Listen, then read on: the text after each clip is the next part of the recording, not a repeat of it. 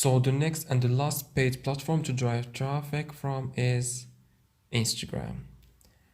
So what you should know, guys, in first is that Facebook bought Instagram back in 2012 for $1 billion. And now Instagram worth more than $100 billion. I know it's a lot of money for an app.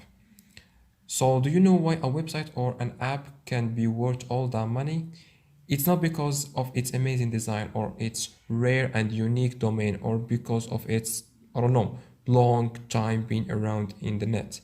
An app or a website could be sold for that amount of money just because of the data that it has.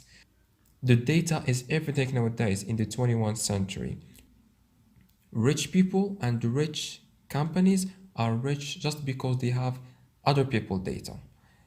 And people's data nowadays it's worth money, equal money. The key to success today is attention.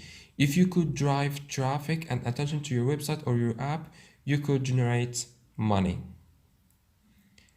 The data is the information of other people's, like their emails, their addresses, and their names and their age, and especially their interests, like their hobbies and work type, etc. And now Facebook and Snapchat and Instagram are powerful because of the data of other people that they store in their services.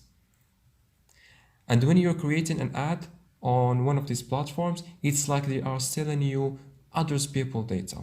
And that's why Mark Zuckerberg, the CEO of Facebook, he is always having problems with the Congress and is all the time being asked whether if Facebook is spying on other people's data or not.